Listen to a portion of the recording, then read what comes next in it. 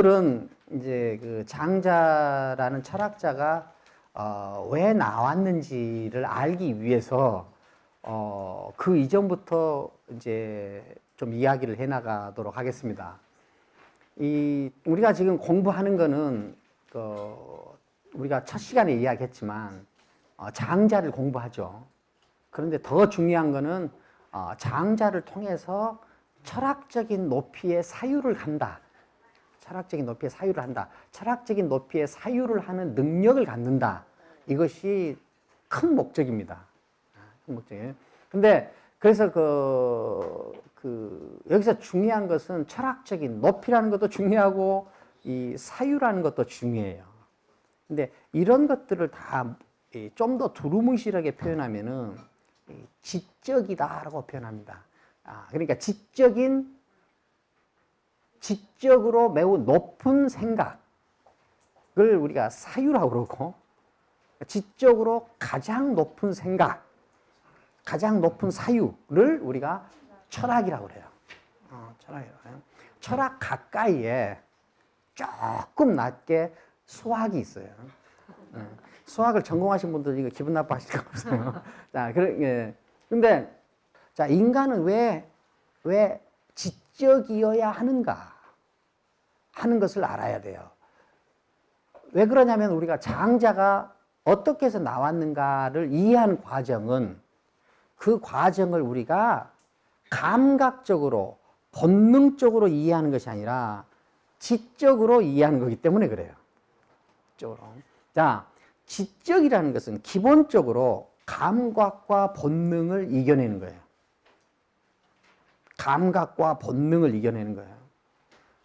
감각과 본능을 이겨낸다는 말은 감각과 본능을 소멸시키거나 제거시키거나 적대시한다는 말이 아니라 감각과 본능을 확장하거나 연결시키거나 넘어서거나 한다는 뜻이에요.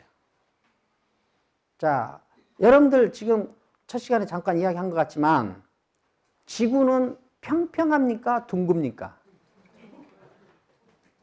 평평해, 둥글어요? 감각적으로도 둥글어요? 감각적으로는 평평하죠. 그런데 지적으로는 둥글어요. 지적으로는 둥글어요. 자, 우리가 배가 고파 죽겠는데 떡이 하나 있어요. 떡이 하나 있어. 그리고 굶주린 아버지가 계시고 굶주린 아들이 있어. 그러면은 그 떡을 아버지하고 아들이 서로 먹으려고 싸우겠어요? 아니면은 서로 양보하겠어요? 서로 먹으려고 싸우는 거는 감각적인 거예요? 지적인 거예요?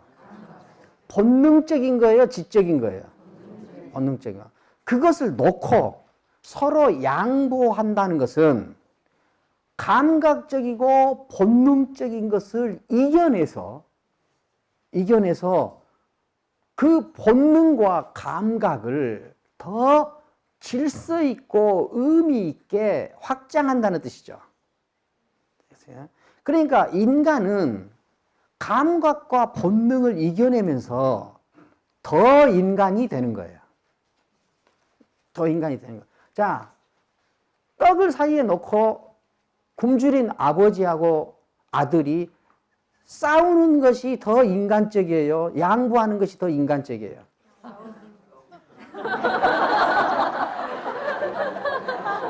어느 집안입니까? 양보하는 것이 더 인간적이죠. 양보하는 것이 더 인간적이에요. 자, 두 이성이 앉아서 서로 눈 맞기 직전이에요. 손을 잡고 싶어 죽겠어. 손을 잡고 싶다고 해서 덥석 잡는 것이 효과가 좋겠어요? 덥석 잡고 싶은 그 욕망을, 본능을 자제하고 타이밍을 살피는 것이 더 효과가 있겠어요. 그렇죠. 그렇죠. 그러니까 우리가 지적이다 하는 것은 감각과 본능을 이겨내는 건데, 감각과 본능을 이겨내는 목적은 감각과 본능을 제거하는 것이 아니라 감각과 본능을 더 효율적인 상태로 확장될 수 있게 한다. 자, 그래서 왜 그러면은 감각과 본능을 이겨내야 되느냐? 감각과 본능을 이겨내는 의식 활동이 세계의 진실을 보게 만들기 때문에 그래요.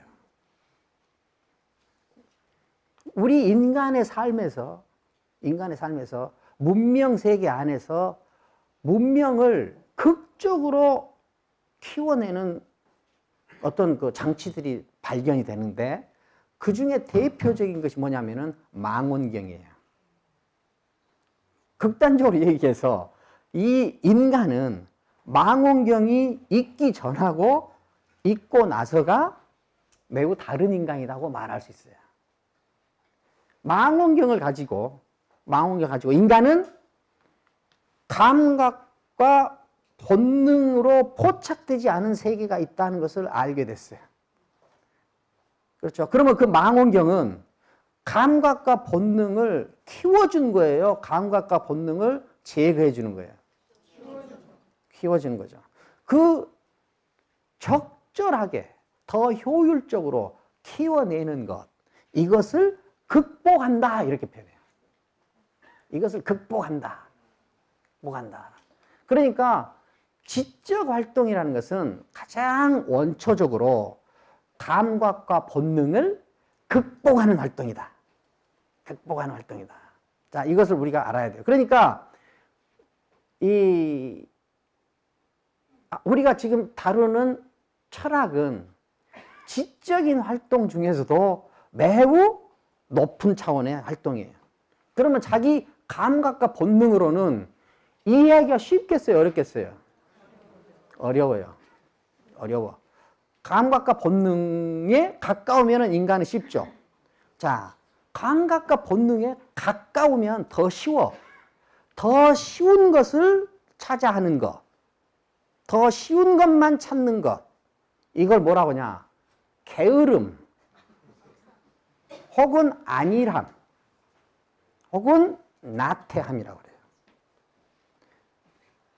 내가 지금 피곤해 죽겠어. 피곤해 죽겠어도 감각과 본능을 극복하기 위해서, 혹은 더 인간적이 되기 위해서, 더 큰 인간이 되기 위해서 그 피곤함을 이겨내서 시 한 줄을 더 읽는다. 이것이 지적 활동이에요. 이 지적 활동. 그러니까 우리가 게으름이나 나태함 혹은 안일함, 이런 것들은 전부 지적이지 않은 거예요. 지적이지 않은. 그러니까 지적이지 않으면 어떤 삶을 살게 돼요? 함부로 살게 돼요. 함부로 살게 돼. 그리고 막 살게 돼요. 막 살게 돼. 그러니까 이것이 우리가 건설하고 세우고 세련되게 만들고 더 의미 있게 만드는 문명의 핵심 기초다. 핵심 기초다. 그러니까 뭐예요? 인간은 본능적이어야 돼요? 지적이어야 돼요? 지적이어야 돼요. 지적이어야 돼요. 그러니까 우리가 감각과 본능을 이겨낸다 하는 것은 감각과 본능을 무시하거나 제거하는 일이 아니라 그 감각과 본능을 키우고 정련하고 다스리는 일이다. 그것이 인간을 확대하는 일이다. 자, 인간 중에 제일 높은 인간을 우리는 일반적으로 시인이라고 그래요. 시인이라고 그래요. 시인이 입에 말이 닿는 대로 그대로 하는 사람입니까? 살피고 살펴서 하는 사람입니까? 살피고 살펴서 하는 사람이에요. 그 살피고 살펴서 하는 사람은 언어를 다루게 되고, 그냥 본능적으로 하는 사람은 언어를 사용만 하는 거예요. 사용만. 그러니까 아주 높은 수준에 있는 사람이 어떻게 그렇게 훌륭한 시를 썼습니까? 그러니까 어떻게 돼요? 내가 하고 싶은 말을 그대로 했더니 시가 됐다. 이렇게 이야기를 해요. 이렇게 이야기를 할 수 있는 사람은 본능과 감각을 극복하는 지난한 인간화 과정을 겪은 그 경지에 사는 말이에요. 근데 그 경지까지 올라가는 지루함이나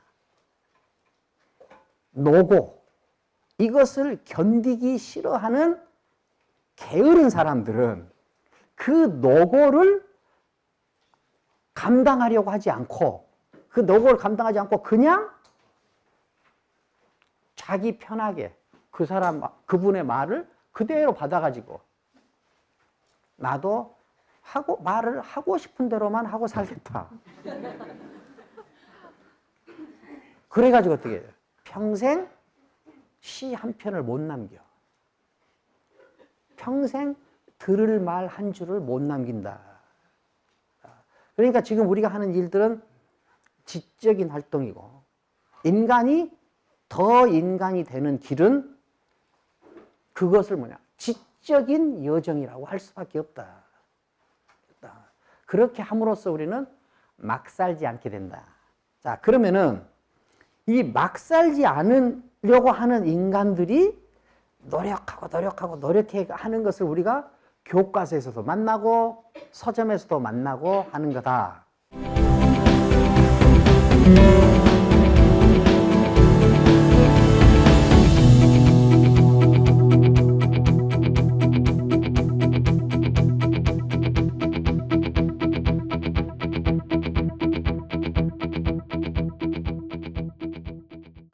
자, 우리는 인간은 이 세계를 다뤄야 되죠. 관계를 맺어야 돼, 이 세계와. 그럴 때 지적으로 관계 맺는 것이 훨씬 진실에 가까워요. 진실에 가까우면 어떻게 되냐? 더 잘 다룰 수 있게 돼. 더 잘 다룰 수 있게 돼. 자, 그러면은 인간이 지적인 활동 중에서 지적인 활동을 해가지고 포착한 하나의 덩어리들이 있어요. 그 덩어리들을 우리가 개념이라고 그래요. 개념이라고 그래요. 자, 개념이라는 것은 이 세계에 있는 다단한 것을 굉장히 축소하고 간결화하는 거예요. 간결하는 거예요. 그러니까 계속 인간이 간결하게 올라가면 그것이 그 과정, 더 간결하게 올라가는 이 과정을 우리가 추상이라고 해요. 추상. 그러니까 지적인 활동은 상승할수록 뭔 상이 돼요? 추상이 돼요. 추상이 되면 될수록 뭔결해져요? 간결해져요. 필요 없는 군더더기들이 제거돼. 그래서 인간들도 지적인 인간이라는 것은 어떻게 돼요? 인간이 더 뭔 상 됐다는 거예요. 더 추상적 능력이 있다는 거죠. 길에 위로 올라가면 올라갈수록 뭘 하게 돼요? 절제력이 있어요. 절제력이 있어. 자제력이 있어. 절제력과 자제력이 있으면 어떻게 돼요? 할 말을 하고 싶을 때마다 다 하지 않아. 타이밍을 살펴. 사고 싶은 것을 다 사지 않아. 그러니까 인간적인 삶과 지적인 활동은 매우 깊게 연관되어 있다. 이 지적인 활동을 자연스럽게 배양하는 방법 중에 하나가 뭐겠어요? 독서예요. 독서.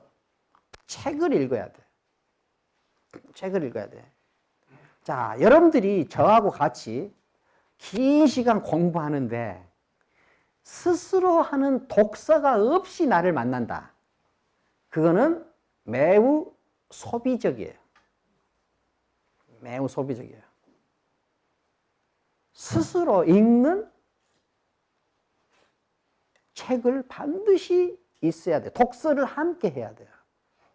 독서를 함께 해야 돼. 이거는 지식의 증가와 지적인 내공을 기르는 일, 그 다음에 인격적인 성숙을 이루는 일, 이것들을 다 한꺼번에 해줄 수 있는 유일한 방법이 뭐냐? 그것이 독서예요. 책을 읽지 않은 사람은 행동이나 삶을 다 뭘로 때우냐? 감으로 때워요. 감으로 때요. 감으로. 그러니까 독서를 하지 않고 하는 삶은 전부 감각적이고 본능적인 삶이에요. 수양이 안 된 삶이다. 수양이 안 된 삶이다. 혹시 이렇게 강연 듣는 거는 좋아하는데 책 읽는 것은 싫어한다 하는 분들은 오늘부터 어떤 종교적 회심 정도 되는 각성이 있어야 돼요. 각성이 있어서 반드시 책을 읽어야 돼요. 이건 왜? 이것은 하나의 수양이에요. 수양. 그림책이라도 봐야 돼요. 그림책이라도. 자, 여러분들 저하고 약속할 수 있어요? 네. 예. 약속하실 수 있죠? 네. 예. 그러니까 지금 제 이야기를 듣는 것보다 여러분들한테 더 중요한 건 뭐냐? 여러분들 스스로 지적인 활동의 총화이자 결실인 책을 자기가 읽는 거야, 자기가 읽는 거야. 두 번째로 중요한 것이 와서 저를 만나는 일이에요. 첫 번째로 중요한 일은 뭐예요? 책을 읽는 거. 감각과 본능을 되도록이면 줄여야 돼요. 이겨내야 돼. 저하고 장자를 같이 공부하는 동안에는 절대 텔레비 보지 마세요. 저도 텔레비 나올 수 있는데 텔레비에서 남 애 기르는 거 보지 마세요. 남 여행 다니는 거 보지 마세요. 남 낚시 다니는 거 보지 마세요. 남 밥 먹는 거 보지 마세요. 남 밥 먹는 거 보지 마세요. 이거는 인생을 탕진하는 일이에요. 인생을 탕진할 뿐만 아니라 자기를 빠른 속도로 망가뜨리는 일이에요. 망가뜨려요. 그것이 감각적인 것에 더 끌린다 하면은 자기가 방탕해졌다는 뜻이에요. 게을러졌다는 뜻이에요.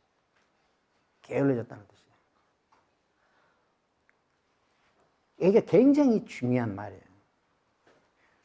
특히 대학까지 나온 사람이 이런 예능 프로를 10분 이상 볼 수 있다. 이거 10분 이상 볼 수 있다. 이거는 망가졌다는 뜻이에요. 그러니까 내가 참여하고 개입하지 않은 일, 남이 하는 것을 구경하는 것으로 그것도 어떤 지적인 소통이 없이 감각과 본능만 자극하는 프로그램에 앞에 자기가 10분 이상 앉아 있을 수 있다. 그건 인간이 아니에요. 그런 지적인 활동, 노력을 포기한 사람이에요. 그러면 그것을 보고 싶다. 그것을 이겨내야 되겠어요? 봐야 되겠어요? 대답은 간단해요. 간단해. 이겨내야 돼요. 그러지 않으면은 평생 자기한테 꽂힌 한마디 그거 가지고 평생 산다 할지. 자기가 지지했던 정당 하나를 가지고 평생을 산달지. 평생을 산달지. 이런 일이 일어났어. 그런 일이 일어나는 삶을 뭐라고 그러냐. 우리가 종속적 삶이라고 한다. 여러분들이 나하고 앞으로 적어도 18주를 만나는데 18주 만나는 동안에 여러분들이 지적인 성장을 못한다. 그러면 우리가 함께 사기극을 펼치는 거다. 함께 사기극을 펼치는 거다. 이것 함께 사기극을 펼치면서 인생을 탕진하는 것을 부끄러워하면 안 된다. 아니, 부끄러워하지 않으면 안 된다.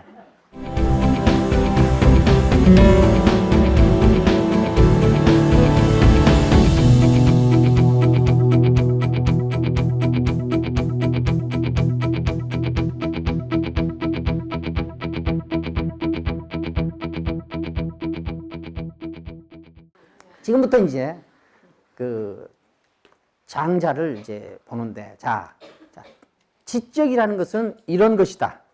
자, 우리가 알았어요. 그래서 인간은 결국은 지적인 삶이다. 지적인 삶을 사는 사람이 확장적이고 성숙한 삶을 산다 하는 것까지는 이제 우리가 이제 이야기를 했어요. 그러기 위해서는 뭘 해야 된다고 그랬어요? 독서. 자, 이건 다 함께 따라서 해야 돼요. 독서. 따라서 하세요. 아니, 하세요. 해야 됩니다. 우리나라 정말 이 독서를 하지 않으면은 새로운 삶을 살 수가 없어요. 살 수 없어요. 그러니까 독서를 하셔야 한다. 그러니까 제일 우리가 만나는 동안 제일 중요한 것이 뭐예요? 독서. 두 번째로 중요한 건 뭐예요? 내 이야기를 듣는 거. 첫 번째로 중요한 거는 독서. 이건 수련이에요, 수련. 독서. 그러니까 이런 노력이 없이 참되고 멋있는 삶을 살고 싶은 꿈을 갖는다. 아인슈타인은 이거를 정신분열증이라고 했어요. 자, 그러면은 우리가 그러면 그런 지적인 활동이라는 것은 뭐냐? 지적인 활동이라는 것은 지적으로 세계와 관계한다는 거예요. 지적으로. 그러면 지적으로 세계와 관계하는 것 중에 제일 높은 방식이 이제 철학이라는 거예요. 철학. 그러면은 철학이 무엇인가를 알아야 될 거 아니에요. 좀 나한테 들었던 분들은 한 번 더 들으세요. 저는 확신을 해요. 들었던 분들도 잘 기억을 못하고 계신다. 그래서 제가 다시 이야기를 해도 그렇게 큰 부담이 느껴지지 않아요. 그러니까 철학은 우리가 첫 시간에 이야기했죠. 철학이라는 방법, 철학이라는 높이에서 세계와 관계하는 이런 방식은 동양에는 없던 방식이에요. 서양에서 먼저 체계화됐어요. 그래서 철학의 아버지 그러면 우리가 탈레스라는 철학자를 철학의 아버지라고 그래요. 탈레스라는 철학자는 아시죠? 몰라도 돼요. 근데 탈레스라는 철학자는 무슨 말을 했느냐? 뭐라고 그랬어요? 만물의 근원은 물이다. 이런 얘기를 했어요. 근데 이분을 최초의 철학자라고 하는 이유는 모든 만물이 물로 되어 있다는 것이 사실이기 때문에 그런 것이 아니라 만물의 근원은 물이다라는 이 문장 형식에 있어요. 만물의 근원은 물이다. 이 문장에 있어.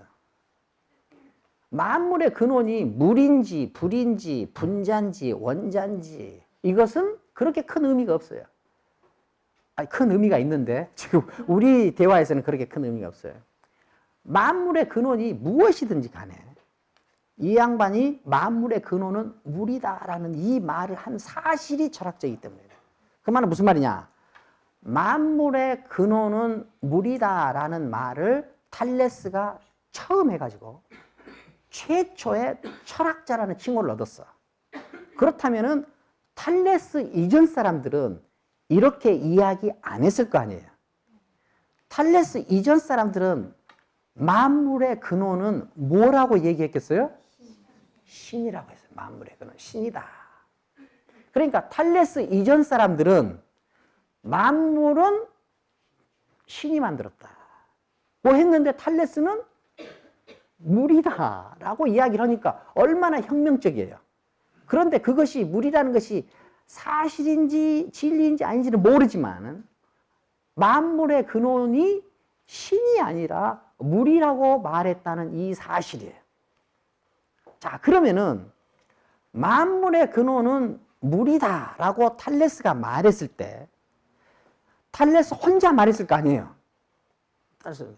어떤 전라도민이 다 합의하고 모여가지고 말한 게 아니에요. 그냥 탈레스 혼자 서서 말한 거예요. 그러면 탈레스 주위에 있던 사람들은 탈레스처럼 생각했다는 거예요? 안 했다는 거예요? 안 했다는 거죠. 탈레스만 그렇게 생각했어요. 그래야 최초가 되죠. 그런데 탈레스가 만물의 근원은 신이다라고 사람들이 그렇게 믿을 때 사람들의 중요한 말들은 신이 하라고 해서 한 거라고 말했어요? 자기가 했다고 말했어요? 신이 하라고 해서 말했다. 그것을 우리가 신탁이라고 그러죠. 자, 그런데 탈레스는 신의 계시를 받은 것도 아니고 그동안에 신에 대해서 믿었던 그대로 말한 것도 아니고 오직 자기의 뭔각으로 말했어요. 생각으로 말했어요. 생각으로만 말했어요. 어떤 믿음이나 계시에 의존하지 않고 오로지 자기의 생각에만 의존해서 만물의 근원은 물이다 이렇게 말했단 말이에요. 자, 그러면은 탈레스가 최초의 철학자라는 것은 최초로 뭔가겠다는 뜻이에요. 생각했다는 뜻이에요. 그러면은 탈레스가 최초로 생각해서 말하기 전에 그 이전 사람들은 뭘 했어요? 생각하지 않고 뭘 했어요? 믿었죠. 믿었어. 그래서 철학이 시작됐다 하는 말은 믿고만 살던 사람들이 생각하기 시작했다 이런 뜻이에요. 믿고만 살던 사람들이 생각하기 시작했다. 생각. 자, 그러면 그 이전 사람들은 탈레스 이전 사람들은 생각 안 했다는 거냐? 아니, 생각 안 했어요. 아니, 나 헤어진 첫사랑이 생각나고 우리 아들이 학교 가서 공부 잘한가 못한가도 생각나고 이런 것들을 다 생각했을 거 아니야. 그런 것들은 생각이라고 안 해요. 그런 것들은 잡념이라고 그래요. 잡념이라고 그래요. 그러니까 생각이라는 거 뭐냐? 어떤 의식이, 자기 의식이 지적으로 무장해서 초점을 가지고 진행된 활동. 이걸 우리가 생각이라고 그래요. 생각이라는 거는 자기 의식이 지적으로 무장해서 초점을 향해서 하는 어떤 목적적 의식 활동. 이것을 우리가 생각이라고 그러지, 막 떠오르는 거.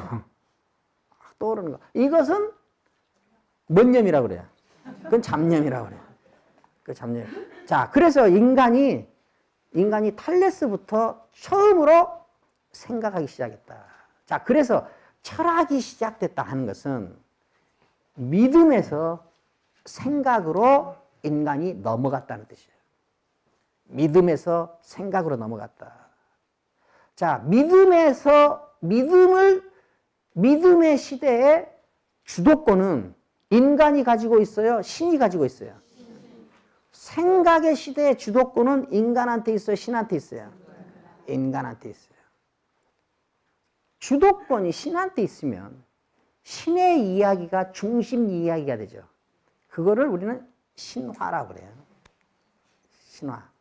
자, 그러면은 철학의 시대, 즉 철학의 시대, 생각의 시대가 진행되면 역사의 책임자는 신이에요, 인간이에요? 인간이에요.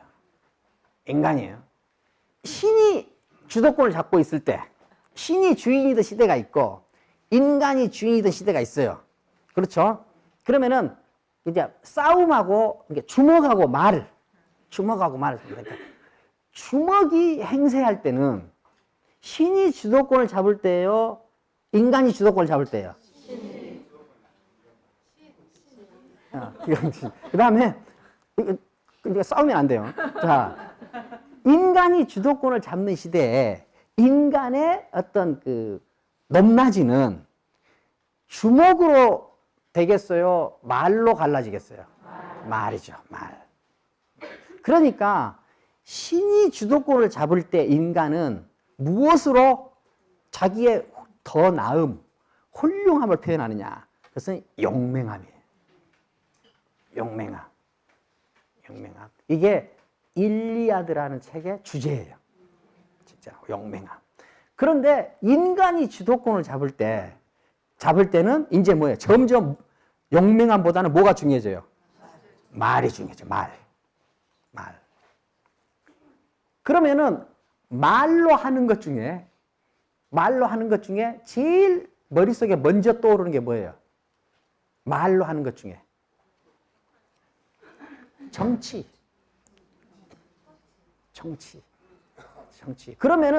그러니까 말하는 사람, 웅변가, 말 잘하는 사람들을 렉토라고 했어요. 렉토. 그리스어로 렉토. 그러니까 말을 다루는 기술, 이거를 레토릭. 근데 렉토, 이 말에 무슨 말이냐? 정치가라는 말이 들어있어요. 그래서 인간 사회에서 정치라는 것은 신의 시대에 등장해요? 인간의 시대에 등장해요? 인간의 시대에 등장해요. 인간은 이제 말로 사리를 가르는 시대로 간 거예요. 신의 시대에는 말로 하겠어요? 주먹으로 하겠어요? 주먹으로 하겠어요. 주먹으로 해요. 자, 그러면은 인간이 지적인 활동을 고도로 해가지고 철학을 만들어낼 때, 이 철학, 그러면은 제일 먼저 해야 되는 게 뭐예요? 믿음의 시대에서 생각의 시대로. 자, 이거 믿음의 시대에서 생각의 시대로, 이건 한 줄 기억해야 돼요. 지금 여기 귀에 들어오면 듣고 안 들어오면 안 듣겠다는 분이 5분이 계세요. 자, 철학이 생겼다 하는 거는 어디에서 어디로 가는 거예요? 생각으로. 어디에서 어디로 가요? 생각의 시대로. 이거 전부 외우세요. 내가 다음 시간에 물어봅니다. 믿음의 시대에서 생각의 시대로. 믿음의 시대. 그 다음에 뭐예요? 신화에서 철학으로. 그 다음에 신에서 인간으로.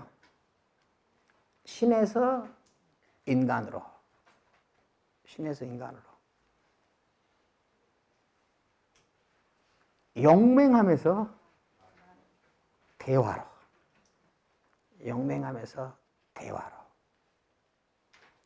가만히 보세요. 선진국하고 후진국을 나눌 때 큰 차이 중에 하나면은 정치인들의 말이에요. 말. 어느 나라 정치인들의 말은 그 나라, 영어 보면 그 나라 말을 공부하는데 교재로 사용돼. 우리나라 정치인들 말을 교재로 쓰면 되겠어요, 안 되겠어요? 그러면 안 되죠. 그러니까 그 뭐냐? 정치의 진화는 다른 말로 하면은 말의 진화예요. 이렇게 본다면은 말하고 말의 성숙도하고 정치의 성숙도가 일치하죠. 그렇다는 것은 뭐냐? 인간은 뭐 하는 동물이에요? 말하는 동물이에요. 말. 그 사람의 말이 그 사람의 성숙도를 매우 많은 부분 표현한다 하는 것을 알 수 있죠. 말. 사용하는 단어, 문장 구조, 말을 뱉는 타이밍, 음색, 모든 것이 뭘 나타내요? 그 사람이 어느 높이에 있는가를 드러낸다. 자, 다시 철학의 시작은 제일 첫 줄이 뭐예요? 믿음에서 생각으로, 신화에서 철학으로, 신에서 인간으로. 동양에서는 뭐라고 했냐 이거를? 천명에서 도로. 천명에서 도로. 그렇죠. 오늘 배운 몇 줄은 관등성명 되는 것처럼 철학하면은 이 네 줄이 머릿속에 떠올라야 돼요. 머릿속에 떠올라야 돼요. 자, 철학은 첫 줄 뭐예요? 믿음에서 생각으로. 그 다음에 신화에서 철학으로. 그 다음에 신에서 인간으로. 동양에서는 그걸 뭐라고 했어요? 서 도로. 천명에서 도로. 천명에서 도로. 그래서 확실히 여학생들이 훨씬 착실해요. 자, 천명에서 도로. 자, 그러면 내가 지금 말하는 목적이 뭐겠어요? 동양에서 도라는 것이 어떤 위치를 차지하는가 하는 것을 여러분들한테 알게 해주기 위해서요. 무슨 말인지 아시겠어요? 자, 다시 이야기해요. 철학하면 머릿속에 네 줄이 떠올라야 돼. 첫 줄이 뭐예요? 믿음에서 생각으로. 그 다음에 신화에서 철학으로. 그 다음에 서 인간으로. 그 다음에 명에서 도로. 이 네 줄은 평생 잊어먹으면 안 돼요. 평생 잊어먹으면. 그러면 이 네 줄을 기본으로 하고 있으면은 우리가 인간의 위치를 최초로 가늠할 수 있어요. 가늠할 수 있어. 자, 이것을 보면은 또 뭘 하나를 알아야 돼요. 우리가 왕왕 있는데 잊으면 안 되는 진리 하나가 있어요. 뭐냐? 세상은 혹은 세계는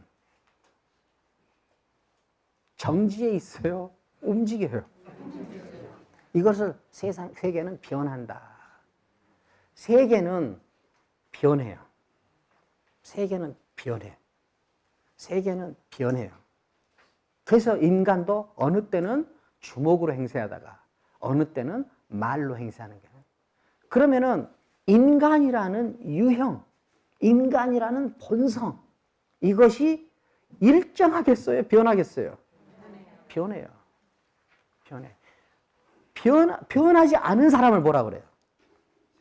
그걸 꼰대라고 그래요. 그걸 꼰대. 변하면 성숙한 인간이에요. 변하지 않으면은 꼰대예요. 꼰대는 뭐냐? 자기가 믿는 소리만 계속해. 믿는 소리만 계속해. 믿는 소리만. 그래서 해서는 안 될 소리가 뭐냐? 살아보니까 이러더라. 살아보니까 이러더라. 그게 왜 안 되냐? 그 사람이 산 거는 그 사람의 시대예요. 세상은 변한다. 세계는 변한다. 그래서 인간은 세계와 관계하는 존재인데 이 세계는 유동적이라는 거예요. 유동적이다. 세계는 변한다 하는 것을 항상 의식해야 돼요. 세계는 변한다.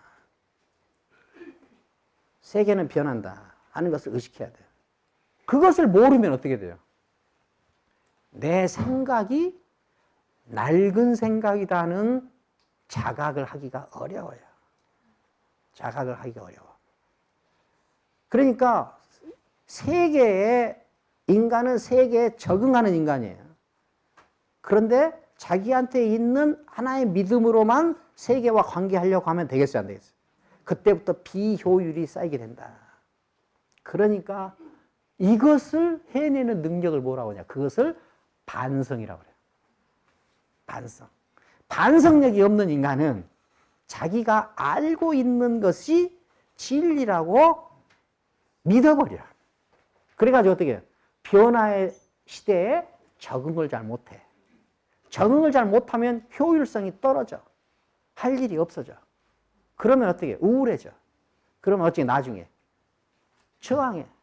나는 열심히 산 죄밖에 없다. 열심히 살려고 하겠다. 내 인생이 왜 이러냐? 내 인생이 왜 이러냐? 열심히는 살았으나 변하지 않으면 그렇게 된다. 변하지 않자. 지금 이제 제가 장자로 들어가기 전에 오늘 몇 가지 이야기를 했어요. 하나는 먼저 무슨 이야기였어요? 지적이라는 이야기. 지적이라는 것이 무엇인가 이야기했죠. 그 다음에 철학이라는 것이 어떻게 생겨났는지 하는 거 있죠. 철학을 이야기할 때 네 줄을 이야기했어요. 하나는 두 번째는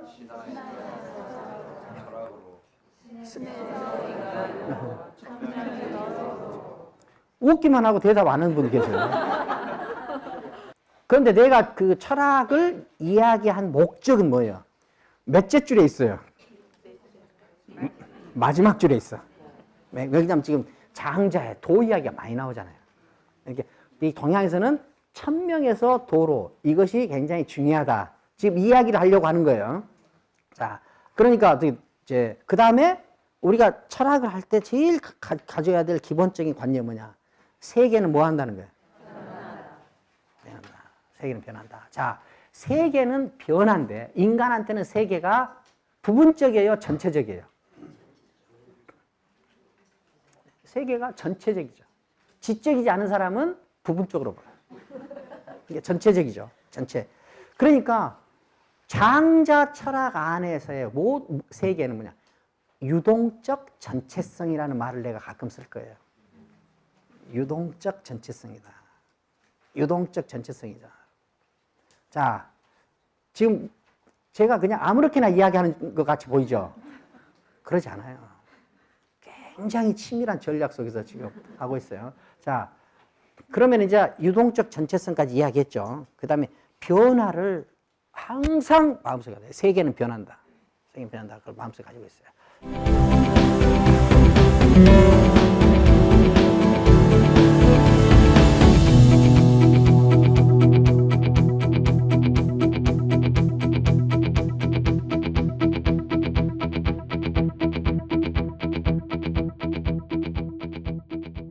자, 그러면은 우리가 동양에서 인간이 어떻게 변했는가 하는 것을 볼 때 이제 제일 먼저 몇 가지 모든 코드를 사용하면은 시간이 너무 많이 걸리니까 중요한 코드 몇 가지를 가지고 중국에서 특히 동양에서 인간이 어떻게 변했는가 하는 것을 보도록 할게요. 제일 동양의 최초의 인간의 생각이 생기는 과정을 보는 거예요. 생각이 생기는 과정을 해요. 생각이 왜 중요해요? 생각이라는 것은 어디에서 이탈한 거예요? 믿음에서 이탈한 거예요. 믿음에서. 자, 그러니까 자, 그 할 때 제일 처음에 내가 사용할 코드는 뭐냐? 그래서 불이라는 거예요. 불이에요. 불. 불을 사용하는 인간과 불을 사용하지 않은 인간은 너무 다르기 때문에 변하기 때문에 인간은 불을 사용하면서 엄청난 변화를 했어요. 그 다음에 우리가 이제 기하학적 도형을 이야기할 거예요. 그 다음에 혈연을 이야기할 거예요. 그 다음에 상제를 이야기할 거예요. 신을 이야기할 거예요. 그 다음에 덕을 이야기할 거예요. 그 다음에 도를 이야기할 거예요. 도를 이야기하고 좀 다른 이야기를 좀 하다가 길을 이야기할 거예요. 길을 이야기한 다음에 이제 비로소 우리가 장자에 들어갈 수 있어요. 자, 이렇게 하면 되겠어요? 그냥 장자로 들어가기를 원하세요? 여러분들이 바로 장자를 들어가기를 원해도 저는 그러지 않을 거예요. 불이 왜 중요하냐? 불을 사용하면서 인간은 의식이 깨어나기 때문에 그래요. 불을 사용하기 전에는 인간은 거의 동물이었어요. 자, 제가 고향이 어디예요? 예. 여러분들은 다 한평을 사랑해야 되겠죠. 그렇죠. 한평이 여러분들이 저하고 강의를 듣는 동안에는 저와 저의 출생지 고향에 대해서는 우호적인 태도를 해주셔야 돼요. 그것이 학습 효과가 올라가요. 내가 뭐 어떤 의도를 가지고 하는 거 아니에요. 학습 효과 때문에 그래요. 내 고향 한평이죠. 한평에는 뭐가 유명해요?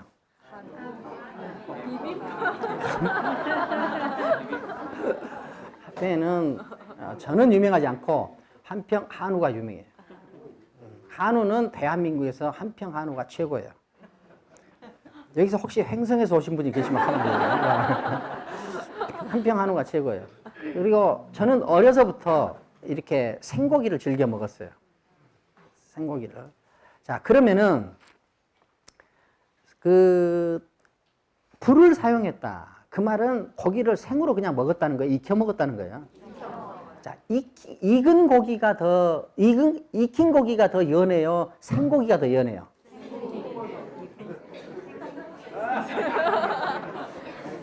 생고기라고 하신 분들은 집안이 부유하신 분들이에요. 이분들은 생고기 중에서도 최상품만 드신 분들이에요. 지금 오늘은 그냥 일반인 이야기를 해야 돼요. 그 생고기가 더 질겨요? 익은 고기가 더 질겨요? 나 이것이 이렇게 의견이 이렇게 분분할 줄 몰랐어요. 자, 그러면 이거 내가 정리할게요. 생고기가 더 질겨요. 생고기가 더 질겨. 생고기가 더 질기고 익은 고기가 더 부드러워요.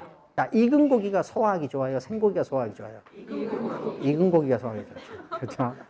그러니까 생고기는 안에 들어가면 질기니까 이것을 소화하려면은 에너지가 많이 들어요.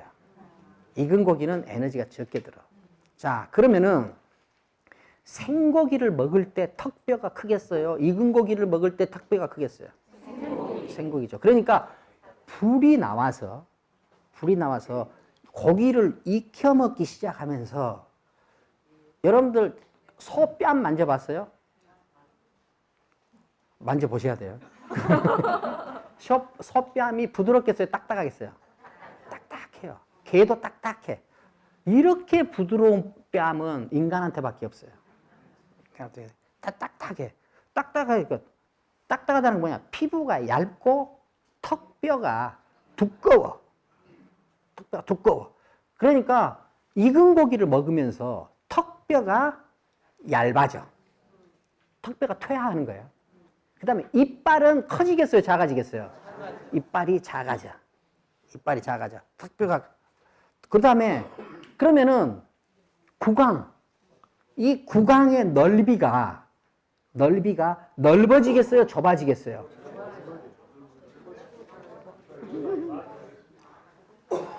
이게 여러분들은 쉬운 문제에는 의견이 있는데. 자, 턱뼈는 얇아지고 이빨은 작아졌어요. 그러면 입 안의 넓이가 넓어져요? 좁아져요? 넓어지죠. 넓어지면은 좋은 것은 뭐겠어요? 혀가 좋아져. 혀가 활동하기 좋아. 소혀, 돼지혀. 그런데 그거는 크죠? 근데 또 구강 넓이가 그렇게 넓지가 않아. 그러니까 동물 가운데 혀 크기하고 이 구강 넓이하고 비교해서 인간이 제일 넓어요. 그러니까 혀가 자유로워. 그래서 어떻게 돼요? 다양한 소리를 만들 수 있어요. 자, 그 다음에 익혀서 먹으면 에너지가 전략이 되어 더 소비돼요. 전략이 되죠. 그러니까 에너지가 많이 전략이 돼. 그 전략된 에너지가 뇌 발달에 영향을 미쳐요. 거기다가 혀가 자유롭게 하면서 소리를 다양하게 내면서 뇌는 더 발달해. 그러니까 고기를 익혀 먹으면서 인간은 말을 하게 되고 그 다음에 어떻게 돼요? 뇌가 커져. 그래서 뇌가 커진다는 것은 뭐야? 의식이 진화하는 의식이 진화해. 의식이. 그래서 뇌의 크기가 점점 커진 거예요. 네, 커진 거예요. 자, 그러니까 이 불의 발견이라는 것은 불을 사용하면서 인간은 그 불이 직접적으로 의식을 발전시키는데 기여하고 말이 만들어지고 그것이 서로 선순환 작용을 하면서 뭐가 발달해요? 뇌가 발달해요, 뇌. 그러니까 인간은 불을 사용하면서 뇌가 발달하기 시작했다. 뇌가 발달하기 시작했다. 그래도 한평생 고기는 많이 드셔보세요. 자, 그러면은 우리가 소를 그려요. 소를 그리면은 발달된 인간하고 덜 발달된 인간이 소를 그린다고 합시다.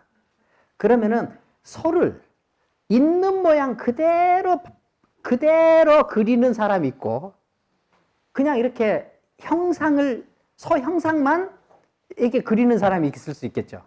누가 더 진화한 인간이에요? 형상. 여기서 뭐야? 기하학적 도형이 생기는 거예요. 기하학적 도형이 돼. 그러니까 형상화했다는 것은 뭘 했다는 거야? 그 소를 표현하는데 꼭 필요한 것만 남기고, 자, 중요한 얘기야. 소를 표현하는데 꼭 필요한 것만 남기고, 군더더기나 덜 필요한 것, 이게 필수적으로 필요한 것 외의 것들은 제거했다, 그런 뜻이죠. 제거했다. 그러면 어떻게 돼요? 이것이 어떤 모든 소를 표현할 수 있는 하나의 기하학적 도형이 만들어지죠. 도형이 만들어져요. 그러면 기하학적 도형하고 매우 사실적인, 이게 기하학적으로 형상화한 소하고 매우 사실적으로 그려진 소 사이에 소를 표현하는 능력은 사실적인 소가 더 많이 표현하겠어요? 형상화된 소가 더 많이 표현하겠어요? 형상화된 소가 훨씬 더 많은 소를 포함할 수 있죠. 그렇죠? 우리가 절제하고 삶에서 되도록이면 필요하지 않은 것을 안 하고 제거하는 이 목적은 뭐냐? 그거는 더 많은 것을 수용할 수 있기 위해서예요. 자, 그러면은, 자, 우리가 코드를 두 개를 읽었어요. 하나는 불, 하나는 기하학적 도형. 기하학적 도형. 그래서 인간이 기하학적 도형 형식으로 사물을 표현할 수 있다. 라는 것은 세계를 하나 본다는 뜻이에요? 집단적으로 본다는 뜻이에요? 집단적으로 본다는 뜻이죠. 집단적으로 본다는 뜻이죠. 자, 집단적으로 보면은, 이제 집단적으로 보는 능력이 생겼어. 집단적으로 보려면은 제일 해야 되는 능력이 뭐냐? 인간이 분류할 줄 알아야 돼. 분류하는 능력이 없으면은 하나하나 보지 집단적으로 볼 수 없죠. 자, 지금 여기까지 이야기하는데 뭔 소린지 잘 모르겠다 하는 분 계세요? 자, 계시는데. 자, 안 계세요? 자, 그러면은 지금 제가 단어는 굉장히 쉬운데 약간 난이도가 있는 말을 하고 있어요. 자, 기하학적 도형으로 세계를 포착한다 하는 것으로 알 수 있는 게 뭐냐? 인간이 세계를 집단적으로 볼 수 있다. 집단적으로 볼 수 있으려면은 뭘 할 수 있었냐? 인간은 분류를 할 수 있어야 된다. 그러니까 인간이 이제는 분류 능력을 갖춰가는구나. 분류 능력. 구분 능력이 아니라 분류예요. 분류. 유를 나눈다는 거예요. 분류. 자, 그럼 분류를 한다. 그 말은 이렇게 나누고 이렇게 나눴다면은 이렇게 나누고 이렇게 나눌 근거가 있어야 될 거 아니에요. 그렇죠? 이렇게 나누고 이렇게 나누려면 근거를 뭐라고 그래요? 그것들이 가지고 있는 공통적인 성질을 발견하는 능력이죠. 이건 대단한 능력이에요, 이제. 분류를 했다 그러면은 분류를 한 것들 안에서 공통으로 적용되는 특성이 발견돼야 되죠. 그렇죠? 자, 그런데 제일 인간한테 관심은 뭐냐? 분류를 하는데, 자, 인간이 또 인간들을 분류할 거 아니에요. 인간들을 분류해. 인간들을 분류할 때 중국 사람들은, 동양 사람들은 인간들을 분류할 때 인간의 공통적인 특성을 어디에서 발견하느냐? 어디에서 발견했냐면 그것을 혈연에서 발견했어요. 피. 혈연에서 발견했어. 그런데 지금 우리는 인간의 가장 원초적인 공통성을 혈연이라고 보는 것이 매우 당연할 것 같죠. 그렇죠. 이것은 뭐냐? 공통적인 것을 혈연으로 봐도 되고 혈연이 아닌 다른 것으로 봐도 돼. 그런데 혈연으로 봤어. 이런 것은 뭐냐? 이것이 지적인 활동이에요. 자, 동양은 나중에 이게 여러분들 봉건 시대에 그러면은 과거는 다 봉건 시대라고 그러잖아요. 근데 과거를 다 봉건 시대라고 하는 것은 매우 지적이지 않은 태도예요. 인류 역사에서 봉건은 딱 3번 있어요. 한 번은 서양 중세 시대, 한 번은 일본의 막부 시대, 한 번은 중국의 춘추 전국 시대. 이 3번만 봉건 시대예요. 3번만. 서양 중세 시대, 일본 막부 시대, 그 다음에 중국의 춘추 전국 시대. 이 3번만 봉건 시대예요. 조선은 봉건 시대예요, 아니에요? 지금 이 3번만 봉건 시대예요 라고 말을 했어요, 내가. 말을 했는데 조선은 봉건 시대 아니에요 라고 내가 질문했어요. 그러면 여러분들은 아니에요. 지금 왜 여러분들이 아니에요 라고 빨리 말하지 못하느냐? 내 말을 집중해서 듣지 않기 때문에 그래요. 집중해서 듣지 않고. 그 다음에 하나는 뭐냐? 지적인 훈련이 아직 안 되어서 그래요. 왜냐?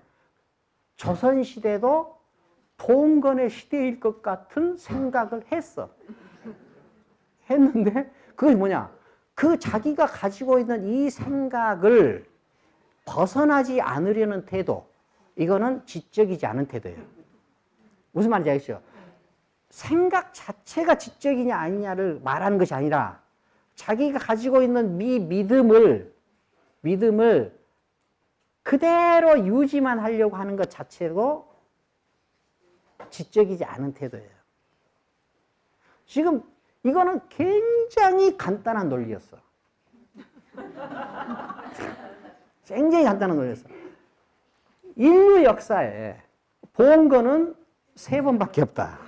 서양 중세시대, 일본 막부시대, 중국의 춘추 전국시대. 자, 조선은 봉건시대 아니에요? 아니에요. 아니에요. 이제 지적인 훈련을 받고 계시는 거예요. 지적인 훈련 받고 계시는. 조선은 봉건의 시대가 아니다. 조선은 전형적인 근대형 중앙 집권 관료 체제예요. 중앙 집권 관료 체제. 전형적인 근대형 국가예요. 전형적인 근대형 국가예요. 일본은 전형적인 근대형 국가가 메이지 유신 때 처음 생겨요. 그래 조선은 봉건, 조선 봉건 시대 이렇게 쓰는 분들이 있단 말이에요. 그러면 안 된다 이 말이에요. 자, 춘추 전국 시대 봉건이라는 거 뭐냐? 봉건이라는 것은 전체 땅을 믿을 만한 사람한테 나눠줘서 일정한 자치권을 부여한 다음에 최고 지도자가 이 나눠진 땅들의 지도자들을 관리하는 방식으로 지배하는 것. 이거를 봉건이라고 그래. 봉건.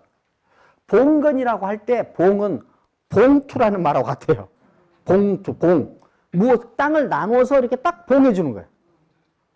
그래서 자, 조선은 지역을 자치권이 없었어. 자치권이라는 게 뭐냐면은 인사권, 재정권이에요. 인사권, 재정권이 없어. 어째 왕이 행정조직으로 관리해.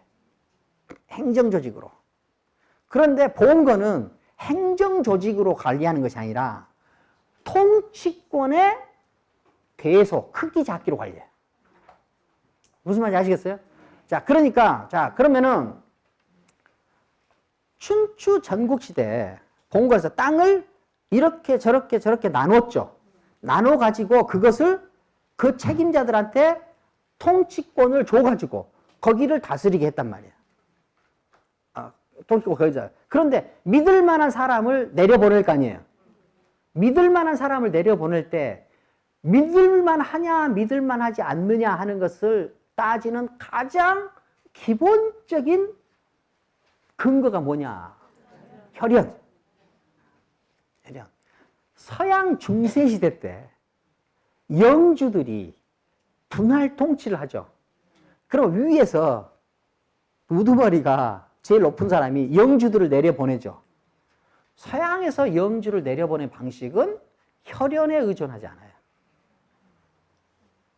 계약, 약속, 충성심 이걸로 의존해.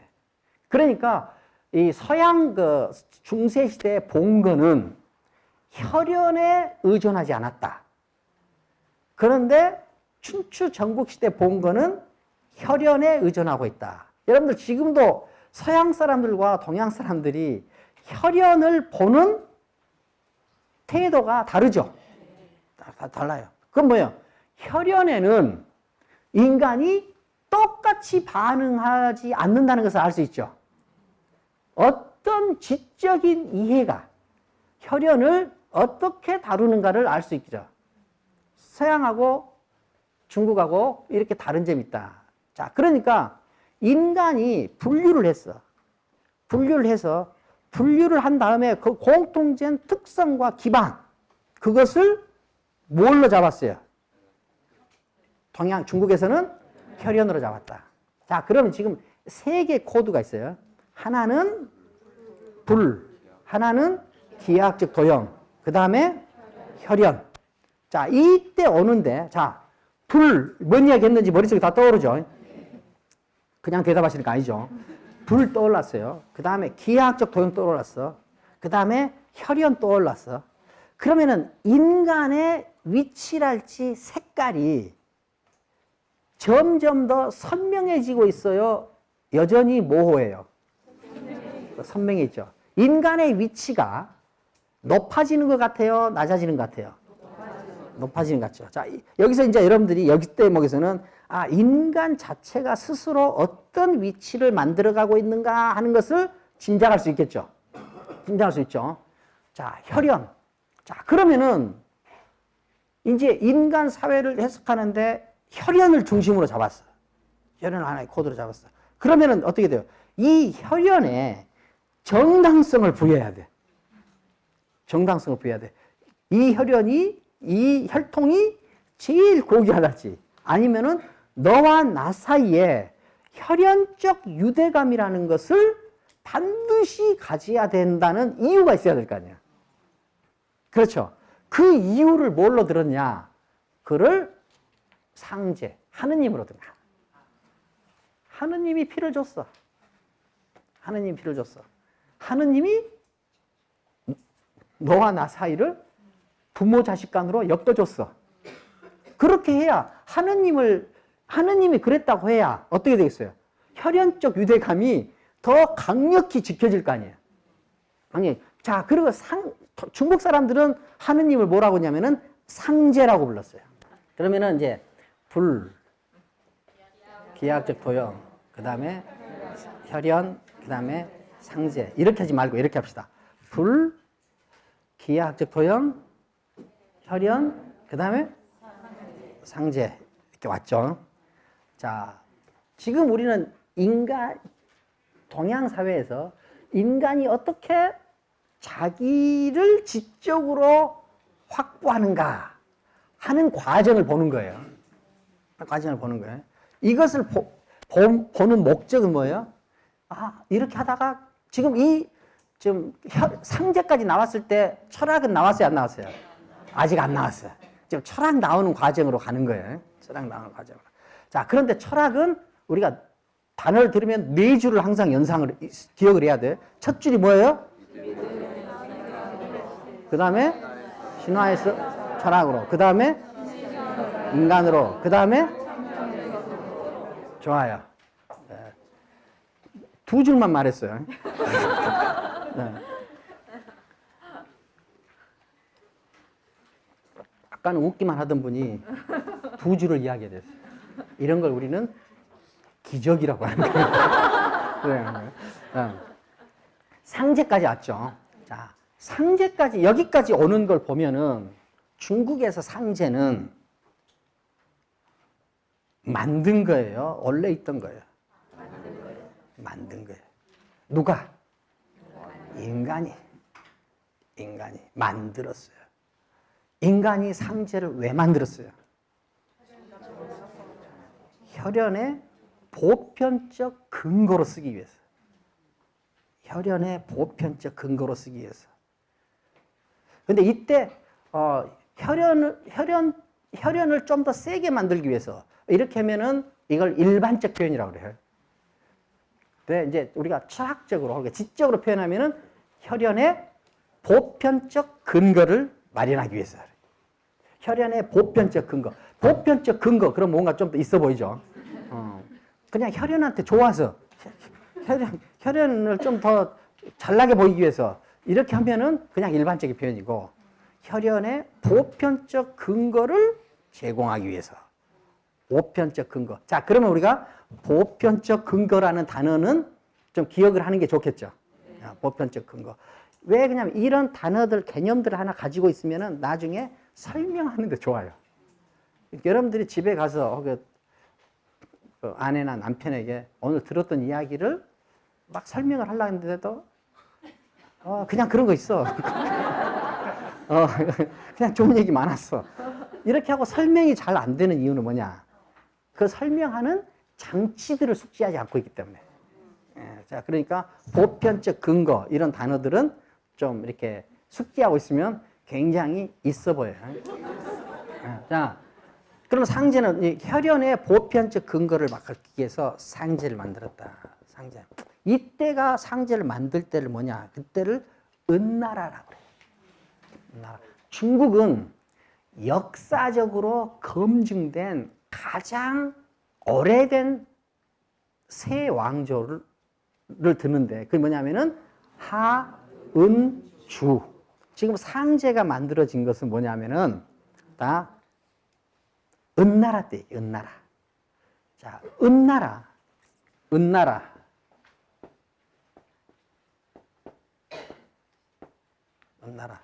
여러분들이 은나라라는 단어만 나오면 바로 머릿속에 떠올려야 될 것이 뭐냐면은 뭐예요? 갑골문.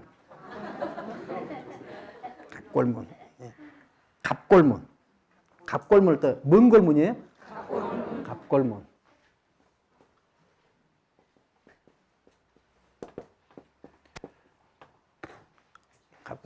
갑이라는 것은 뭐냐면은 구갑. 거북이 배겠어요? 뚜껑이겠어요? 배예요, 뚜껑이에요? 배예요. 배가죠. 그러니까 거북이 배가죠. 뚜껑을 벗기면 거북이가 너무 추워요. 그래서 그러니까 그 다음에 골은 뭐냐면은 우골, 소의 견갑골. 소의 견갑골이 넓어. 소인데 엉덩이 뼈처럼 보이는데 견갑골이에요. 어깨뼈. 그래서 이제 거북이 백가죽이나 이 견갑골에다가 글씨를 썼어요. 글씨를 썼는데 왜 갑골문이 중요하냐? 왜 갑골문이 중요하냐? 갑골문에 써진 내용 때문에 그래요. 갑골문에다 뭘 썼느냐? 다 신에게 질문하는 내용으로 되어 있어요. 100%. 아니 99.99% 다 신에게 묻는 것으로 되어 있다 하는 것은 이 세계의 모든 일을 신이 결정한다 하는 것을 알겠죠. 신이 결정한다. 그러니까 은나라 하면 여러분들이 머릿속에 뭐가 떠올라야 돼요? 갑골문 하면 뭐가 떠올라야 돼요? 은나라. 아니, 신이라고 하려고 했는데 여러분들이 다 신이라고 하니까요. 그러니까 은나라 하면 갑골문이 떠올라야 돼요. 갑골문이 떠오른다는 것은 그 내용 때문에 그렇다. 그 내용이 다 뭐냐? 다 있는 것이다. 그걸 가지고 우리가 추론할 수 있는 것은 뭐냐? 은나라 사회는 모든 결정권이 누구에게 있다는 거예요? 신에게 있다. 모든 결정권이 신에게 있다. 모든 결정권이 신에게 있다. 인간은 있다는 거예요? 없다는 거예요? 없다는 거예요. 인간은 없다는 거예요. 거기 인간들이 살지 않았냐? 그 이야기가 아니에요. 지금 우리는 지적으로 이야기하고 있는 거예요. 자, 신의 시대였다. 자, 은나라. 자, 그러면은 우리가 이제 오늘 배운 거 4가지를 하죠. 제일 처음에 뭐였어요? 불. 그 다음에 도영. 그 다음에 혈연. 그 다음에 상제. 그 다음에 이걸 이렇게 이 코드를 4개를 보는 것은 다 어디로, 무엇을 알기 위해서요? 철학이 어떻게 생겼는가? 철학이란 거 뭐예요? 믿음의 생각으로 지금 우왕좌왕하면 자, 믿음에서 생각으로 그 다음에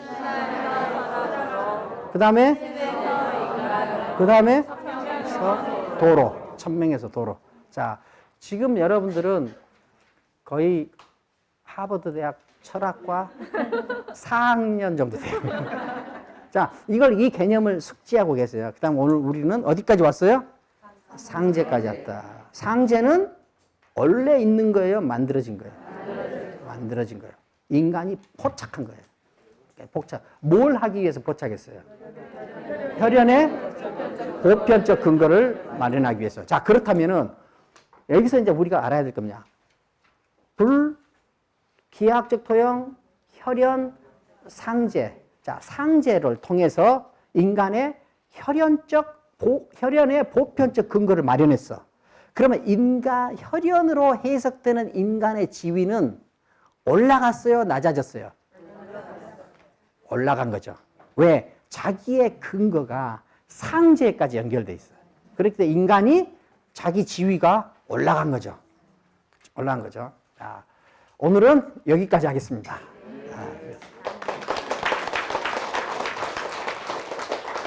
아,